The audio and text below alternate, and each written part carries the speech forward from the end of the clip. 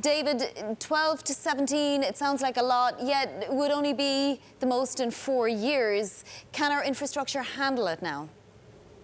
It probably can. It just depends on where the hurricanes end up going. Now, I will say that normally hurricane tracks are most common in the Gulf of Mexico in the month of September. So next month is probably the time period where if we do get quite a few storms forming, there is the greatest risk for coming into the Gulf of Mexico then. Exactly. I want to talk about the Gulf of Mexico because it is an important region for U.S. gas and oil. How impacted will they be? Again, it depends just on exactly what track the storms take. One of the things that's working a bit against the intensity of some of these storms is that we don't have as much favorable conditions in the Caribbean, which the National Weather Service had mentioned today. So sometimes that can work against these storm systems from becoming strong enough to actually cause problems for the platforms themselves. Now, that doesn't mean there won't be evacuations that lead to a stoppage in production, but at the same time, damaging storms probably a little more difficult to come by this season. David, forecasts can often differ substantially from what actually happens. How often have the forecasts been in the right ballpark, if you like? Well, hurricanes are definitely a tough beast to forecast since they are, individual systems, and so there is the opportunity that we could come in quite a bit higher on the number of storm systems. Coming in lower, though, I would be surprised because our personal forecast has been for 16 named storms this year, so we're kind of on that high side of what the Weather Service is calling for at this time.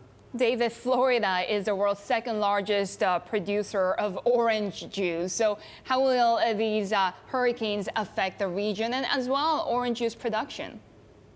Well, if you get one that comes directly across the region, it could cause quite a bit of damage. And it's certainly been a long time since we've seen a storm system affect the Gulf Coast or Florida. So this is a situation that statistically they're at greater odds of a strike. But again, it's really up to exactly how the atmosphere is tracking at any specific time. So once the hurricane forms, we'll have a much better idea. But until that happens, we just have to mention that it's a strong risk because of the number of storms. Are we typically talking about sort of coastal areas or, inland areas and crop regions? Are they free from danger?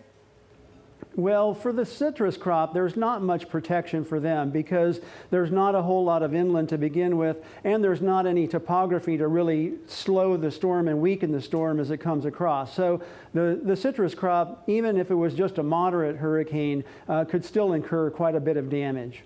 How about soybean areas or corn areas because they're grown mainly in the Midwest? What are we seeing there? Well, I mean, if you're talking about it from a tropical storm standpoint, the greatest risk would be in the what we call the Mid-South, the lower Mississippi River Valley. That region, if a storm like a Katrina were to track into the area, you could see flooding rains associated with that. And this time of year, they're getting ready for harvest, so that could be a problem from that standpoint. For the Midwest, really unlikely that it would play a significant role. It still looks like a very good Midwestern crop coming in this season.